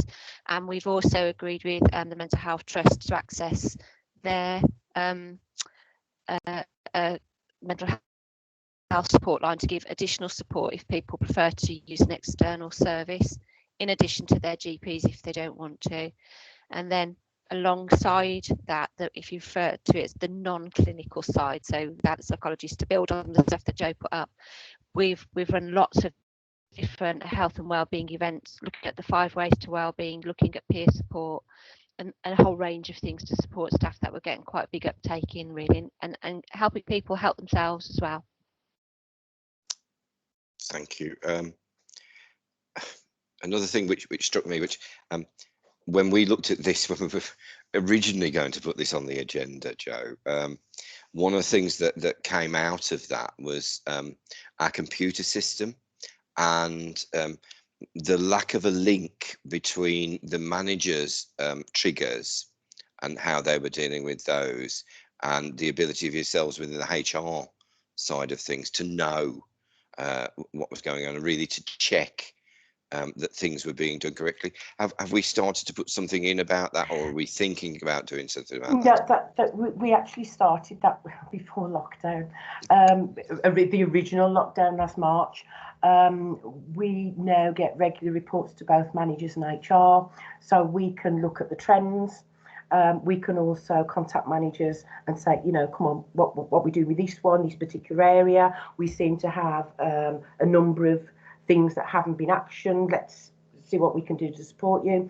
But obviously, a lot of this has gone, but it hasn't gone by the wayside, but it's been difficult to achieve through some quite difficult times. But yes, that link has happened. Well, I'm glad to hear that. I mean, for the committee, the problem was that HR weren't really being told or didn't have the procedure in place through the computer systems to advise them when a manager wasn't really doing what they should with a member of staff. And obviously, if you can get an early intervention in place with people who are off sick, we're more successful in bringing them back, aren't we, Joe, into work then. Does anybody have any questions other than me? Ian, thank you. Thank you, Chair. Thank you for that report, Joe. When I look at paragraph 14, and it tells me that 331 employees met a trigger and 162 employees who met a trigger have no recorded actions by the line manager. That doesn't read very well. Is that a reasonable amount, around half of them triggering, or is it as bad as it reads? It's as bad. It is as bad as it reads, but you've got to set that alongside we're in the middle of a pandemic, and we've got managers who are finding it difficult to have the conversations. Bear in mind, a lot of people who have been absent may be extremely vulnerable. So it's better. Also, we've got bereavements, people they know who've passed away with COVID. It's been very difficult to address such a sensitive area as your employment contract in the middle of a pandemic, which is what these triggers could lead to. Okay, thank you. Okay, and does that answer it for you, Ian? It kind of answers it for me. I appreciate the honesty that it does read badly, and I am really aware that that we're in the middle of a huge crisis. But when the information is presented there in front of me, I couldn't just leave that. I think what is really important is that the staff that are returning to work are seen with an interview, because what I would hate to see is that the staff weren't interviewed on their return. And for example, if we were then missing 162 interviews, that could be 162 people that needed support and assistance, and not something that could possibly lead to to disciplinary action. But we just have to suck it and see, don't we? We have to wait for it to finish and then just revisit it. But yeah, that's fine. Thank you, Chair. Thank you. Matt, you wanted to come in. Yeah, thank you, Chair. And just to really reinforce that point, and Joe's right, and Councillor Bevan, it's not acceptable. But if I can just sort of recount an experience we had. I mean, you all know the sort of services that I tend to be associated with. But with the second wave, which hit us quite hard, we lost nearly all our street cleansing supervisors in the matter of a week, who were either self-isolating or had actually had a positive result. And then a few weeks later, we lost some of our highway maintenance supervisors as well, even though they were all socially distancing and the office was COVID secure. And that really does wipe out. Yeah, obviously you still need supervision. We did keep a minimal level of supervision throughout, but we couldn't do the other usual admin things as a consequence. So it's not good, but it's the unforeseen consequences really of the disease, and it means we've really got to prioritise the things we do, particularly on the front line, which is frustrating. It's frustrating for line managers because they really do want to do a decent job, but obviously the most important thing is keeping the service going, and everything else is secondary.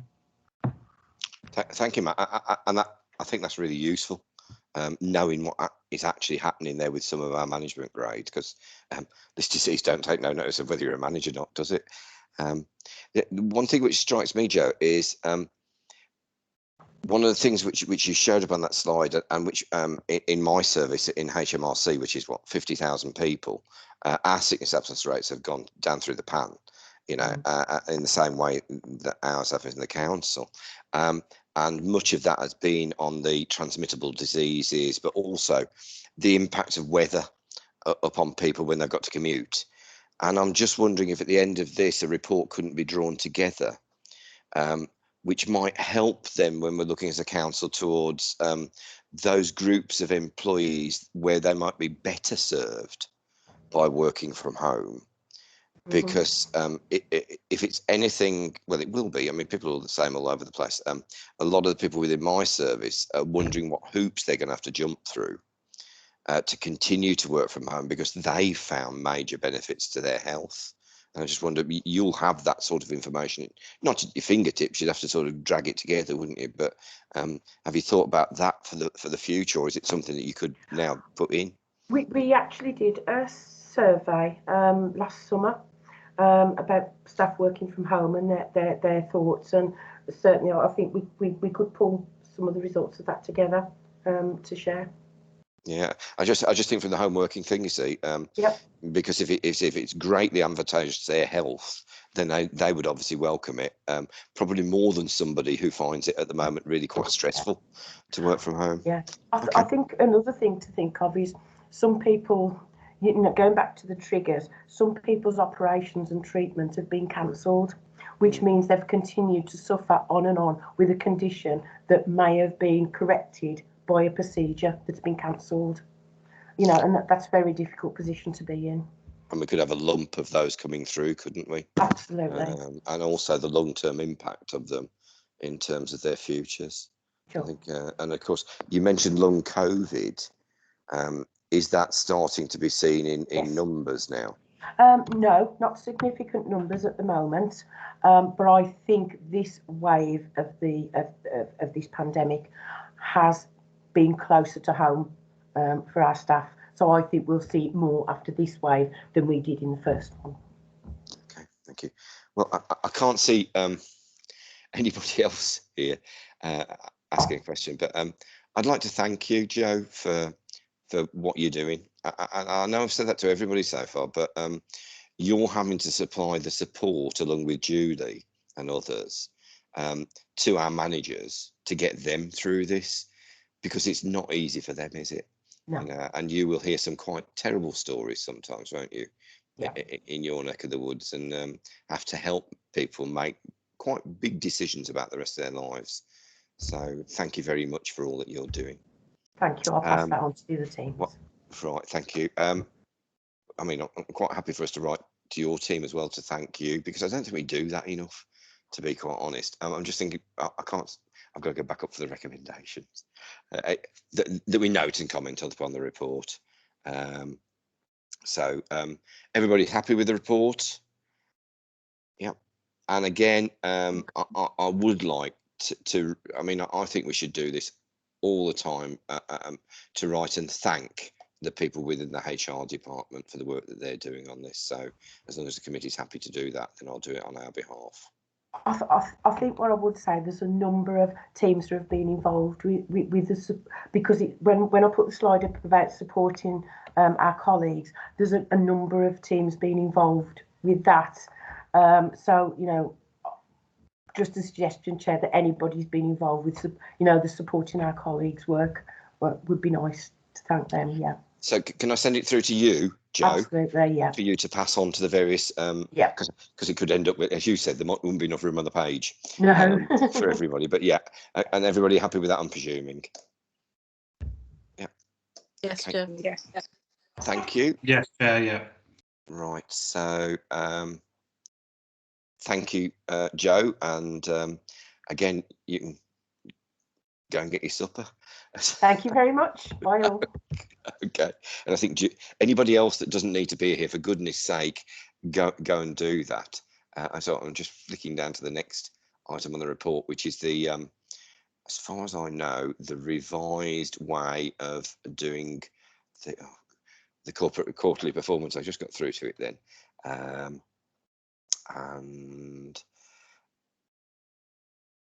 I'm not quite sure who is it. Claire that's doing this? It is, Chair. I'm doing all right on this tonight. Evening all. Shall I just crack on with it then, Chair? Yes, please, Claire. Brill. You'll probably notice the Q2 report is a little bit more detailed compared to Q1. This is from the last meeting we had in September. The committee wanted a bit more trend data. So we've tried to incorporate that into the report, as well as some service summary sheets, which gives you more context to the PIs and what the service areas have done throughout the quarter. So the report covers July to September 2020. The revised report not only shows the short-term trend, but also the Q2 outturns on page 64 and 65. On page 66, I've also included an annual comparison of Q2 last year comparing this year, which highlights a few things really when you're not just looking at short-term trend against annual trend. The following pages from those then is your traditional balance scorecard. The appendices are the service summary sheets that we've provided additional to the report, which I'll pick up on these once I've summarised the Q2 outturns, if that's okay, Chair. So going on to the Q2 outturns, this quarter, unlike last, we had 34 PIs 35 PIs overall. That's now equates to 33 measures this term, this quarter, and this is due to a reduction compared to there was a review of the procurement service, and because of that, the external assessor decided to take that measure out of the report and look at that further down the line, maybe measure something different. And then the other one is the percentage of delayed transfers of care due to COVID. The NHS have had to put various support everywhere else. So basically they've stopped the collection and publication of that data. So that's been paused at the moment, which then obviously brings it down to the 33 KPIs, just to put some context there for you. Of those 33 KPIs, 16 are on target, 3 within tolerance and 14 are below target. And comparing that on short term, which is Q1 compared to Q2. And of those, 2 are improving, which is health checks and 16 to 18-year-olds in education and training. And 1 remains consistent, which is the customers onto the traded services portal. 11, however, are worsening, and a detailed account of these are on page 65. To point out here that there are some measures that may be worsening the short-term trend, and this is what I was trying to get by putting this table in of annual comparisons. Basically, of the 27 comparable measures we can compare against, and I say 27 out of the 33 because the other 6 are actually new PIs for this financial year. So there's no comparable data. Of those, 12 are actually improving when you look at Q2 last year compared to Q2 this year. 5 are remaining consistent and 10 are showing a worsening trend compared to last year. And I think to point out an example on that, Chair, and to the group is complaints given a full response. That has remained consistent, although it's showing a worsening trend this quarter. It's actually not worsened or improved, and also looked after children, that's remained consistent. I think the other one to point out there, and I think it was raised at the last meeting, and also you've had an additional report, is the percentage of agency staff. Looking at that as comparing it to last annual trend, it's actually gone down quite considerably. Although it's gone up this quarter compared to last year, it was 32.3% and it's gone down to 17.8%. So I think that the review they're doing in the service on agency staff is hopefully beginning to start to see that change. I think also within the report, just to point out, I think there's still an issue with the pandemic, and we've been still seeing the impact on services across the directorates regarding this with the short-term trend, because there's been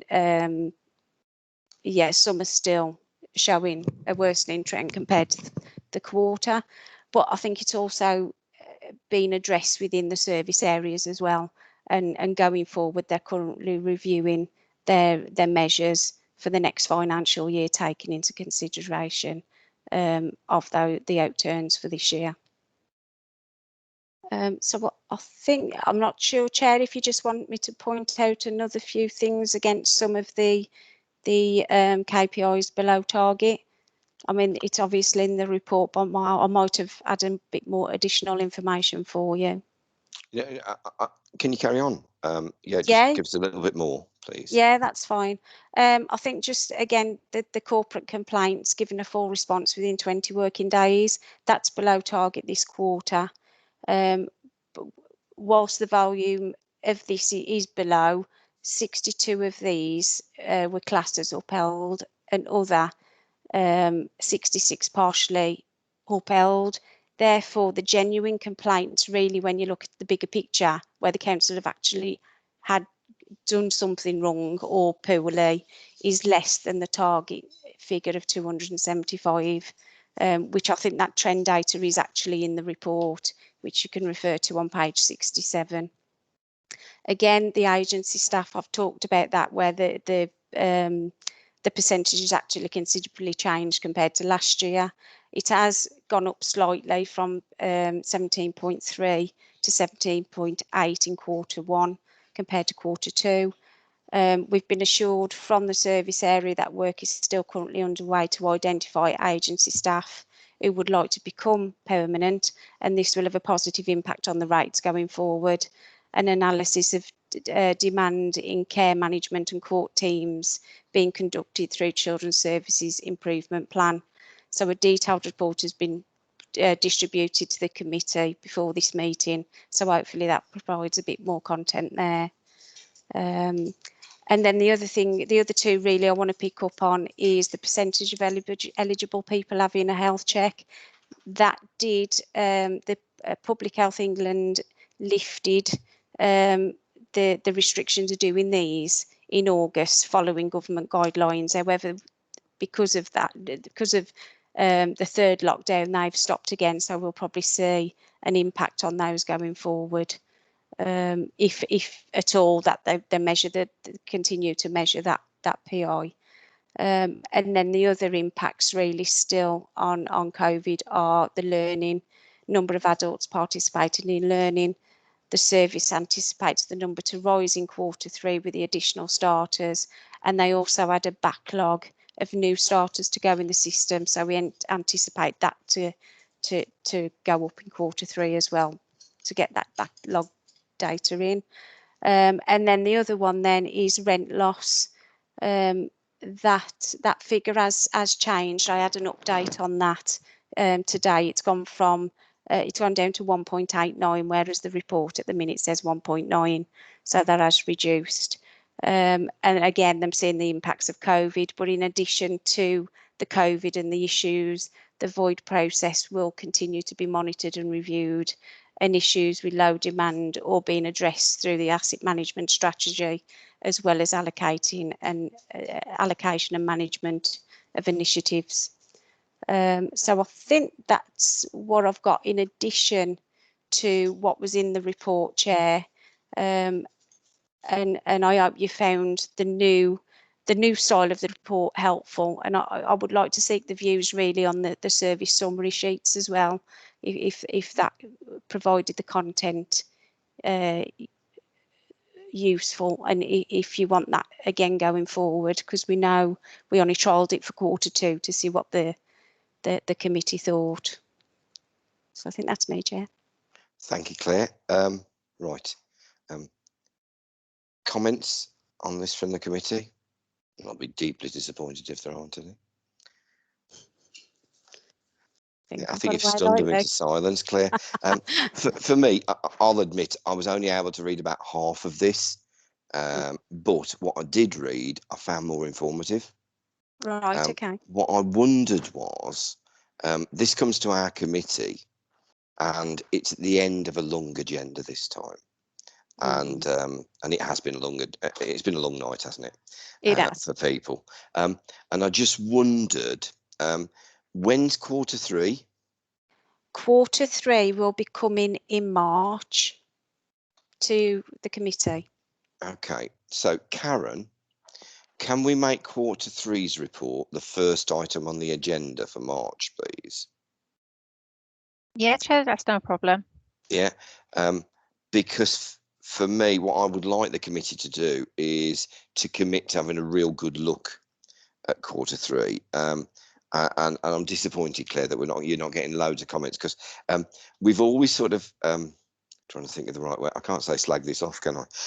But I have. No, we've always sort of had to go at these reports and saying, oh, finding our way through it is really difficult, and then wondering about the value of them coming to us. But I mean, I just look at, pages 95 when we're talking about young people and education, and you've given much more background there and reasoning behind why we're in the position that we are, and a bit more detail to it.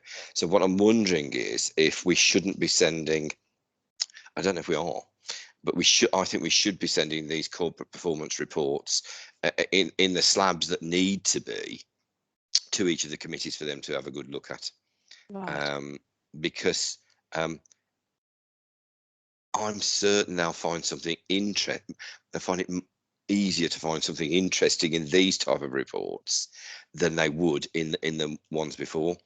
The only thing that hits me, Claire, is how resource intensive is this for you, or is this just having to bring over information that you're having to look at anyway to sort of, I don't know, I interrogate think that was these my reports? point. I think that was my point, Chair. I raised about the service summary sheets, because the feedback I got from the service areas, it was quite heavily intensed.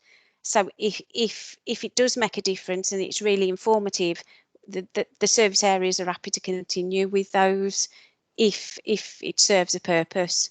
So I think that's the important point now with the service summary sheets. As with the trend data and the charts what have gone in there, it's not a biggie really. That data's easily available for me, unlike the service summary sheets.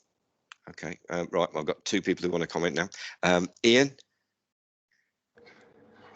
Thank you, Chair. Thank you, Claire, for that. I found the summary sheets really, really useful. They explained a lot more of the information that's presented to us. So please do continue with that. One thing that does strike me, Chair, from this is the amount of our services and each individual part of those services that is affected by COVID. And reading through these sheets, it's clear what a massive impact this has had on us as a local authority and the services that we provide. And I just think it's really important that we don't make any knee-jerk reactions to some of the information that's provided here. People are clearly doing their best. People are working hard through the pandemic. And I think to see, just when you actually sit down, take the time to read these sheets, practically everyone mentions the impact of COVID on the service, and I find it really quite sobering. But thank you for the summary sheets. I do appreciate those. They are useful. Thank you. Thanks, Ian. Chris? Thank you, Chair. Oh, hang on. Sorry, that went a bit slow. Here we go. Thank you, Chair. Thanks, Claire. Actually, yeah, just to say the same kind of thing. These summary sheets, they're a really nice wrap up of things that have been happening in each service, with a bit of data that goes with them to show you what effect that has had, and roughly, what direction we're going in. And yeah, it's very clear the effect that COVID's had, and actually, it quite clearly shows that one way and the other, the council kept working with some difficulties in some areas, which are completely understandable. Yeah, I like that new format. I think that's a positive change. So thank you, and thank you, Chair. Okay. I think it highlights as well how the silo working has broken down within directorates through this time as well, because you can see where other service areas have helped other areas out, not even within their directorate, to continue getting through the crisis and delivering services. Mm-hmm. Ed? Yeah, I'm just going to repeat what everybody else has just said. I think the new reports are great. I like the graphs in them. We've all become very used to seeing graphs, but I think it shows the data in a much more easier to understand way. And again, the summary sheets are useful as well. So if we can keep those, I think it's, you've done some good work there. So thank you. Thank you. Brian?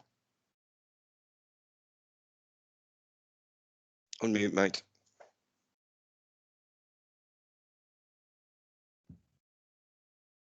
Can you hear me? Yep, we got you, Brian. I mean, we must accept the fact that the whole of the country is in turmoil. And this has affected everybody. Churches, the lot, it's affected everybody. And I'm amazed they can get these statistics at all. I think they've done a splendid job. And I mean, with this country in turmoil, it really is. And I think we've got to accept that. I'm surprised we can have this kind of meeting, actually, because it has affected everything. People's lives, working patterns, everything. Don't know what it'll be when we come out of it. But I did hear a news item today. Oh, for God, it's not true. But they are going to declare the lockdown just lifted on Good Friday. How true that is, I don't know. But it's a possibility. Thank you. Thanks, Brian. Claire? Yeah. Would it be, because we like these sheets, right? But I'm just wondering if we need them every quarter, or whether it might be useful to say pick one service area each quarter to do that. Would that be worthwhile? I did sort of, that was what I was going to come on to as well. Yeah, right. maybe we do a spotlight on them, and every quarter we have one or two maybe. So then it takes the pressure off the other services at that time, rather than have all 8 basically. But yeah, I think that would be a good idea. Well, and so I mean, if the committee are happy with that, I think I'd be happy with that. Yeah, sorry, I was just Ajay. Yeah, sorry, I got my teeth stuck there, Ajay. No worries. I just thought I'd just jump in there and just say that obviously the service summaries is just to provide additional context to service delivery across the piece. But I suppose if you only focus on a couple of directorates, then it shortens the report and it gives you a bit more of an in-depth discussion into them service areas that are going to focus hotspot. And then if they are, say, I don't know, children's services and adult social care for the next quarter, say, you could have them directors to explain the service summaries possibly, or maybe their performance leads. So you get a bit more debate if you wanted to do it that way, instead of having all the directorates. Because at the moment you've got 8 or 9 service summaries plus the quarterly report, which brings the report up to about 40 odd pages. So you're only going to get a short window to discuss the contents of the report, I guess. So we could potentially, like you've suggested, focus on 1 or 2 service areas, have the service summaries for them, and if we share the papers in advance, possibly we can have the performance leads come in to explain some more of the detail, because they're the ones that pull the information together, if that works for you. Yeah, I mean, it was. I mean, obviously we don't know how they come together, and particularly now, we don't want to put too much pressure on anybody.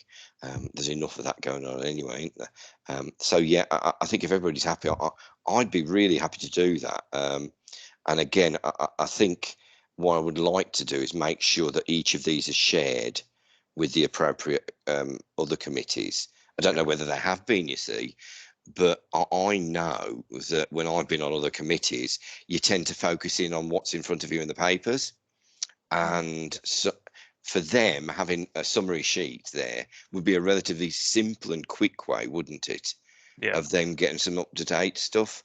Again, I wouldn't want to have them doing it every meeting for them, but they, at least if they see what these are about, they can make their own decisions in their committees, can't they?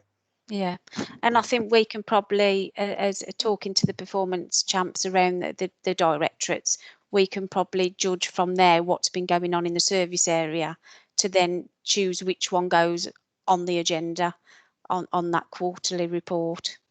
Yeah, as long as we don't pick on the same ones every time. Exactly. Yeah.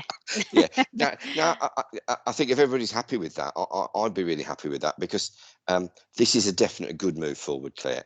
I've got to say, it's a weighty tome to go through, and as I said, I didn't get through all of it. I picked those areas which I found interesting, which actually is not a bad way to look at paperwork sometimes.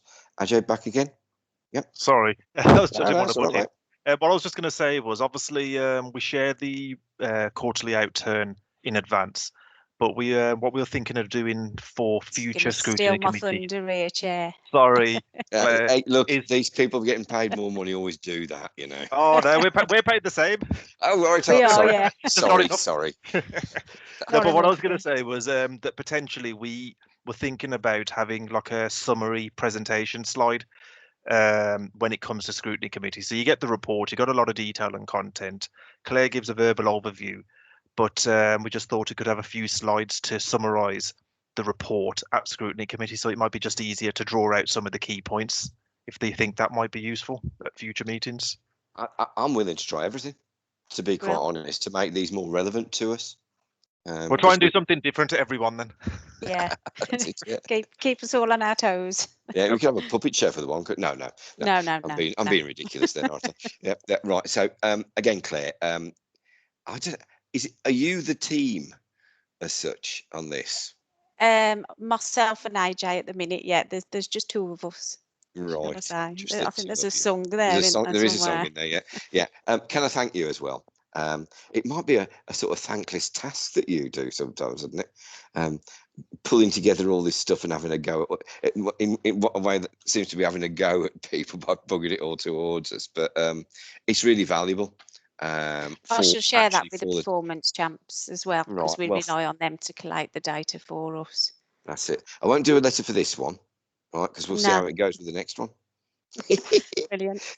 Okay, folks. I was waiting for my letter, but it's fine. No. We don't deserve one just yet, AJ. Not just yet. No. Sorry. Right. Well, I could do one if you really wanted one.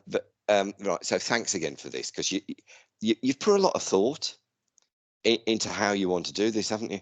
And the question I'd ask of you is, have you enjoyed doing it in a strangely masochistic way?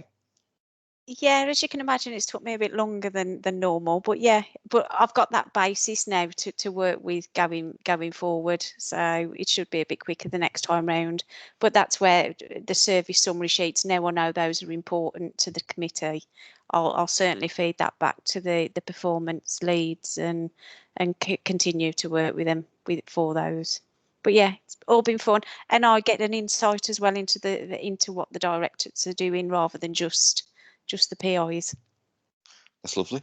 So yeah, we'll have you first up at the next meeting, and you pick what you want to bring forward for that one. We'll try the presentation then. Okay, that's lovely. Thank you very much. And is that the end? Have we got any questions under Council Procedure 11 this time, Karen? No, that's everything, Chair. We got away with it this time. Right, well, thank you all that have come to the meeting. I hope you found it useful. I've certainly found it useful from my perspective, and can I wish you all oh, sorry, Brian, have you just took your hand up again, mate? Could I just ask, I've been trying to get Matt Williams all day today. Could he give me a call first thing in the morning if he's still there? He's still there. If you could give me, Matt, if you could call me first thing in the morning. I've been trying to get you all day, so. Okay. I tell me PA, if Brian Cottrell rings, tell him I'm out. First thing in the morning, Matt. I look forward to your call. Cheers. No problem, Brian. I'll be on the blow to you, guaranteed. Thank you. He's ambushed you, Matt. No. I'm going to have something out of this meeting. Okay, for those of you on this committee that may not have had a phone call from Brian before, he once used up 3 separate messages on my answer phone machine, one after the other. Okay then, right. Okay, fine. Thank you very much indeed. Thanks, Matt. If you could ring me in the morning. You won't get away with it, Matt. Right. Thanks, folks, and have a good evening. And please all take care of yourselves. Okay. Take care. You too. Thank you. Thank you. Bye-bye. Yeah, good night all. Good night all. All right.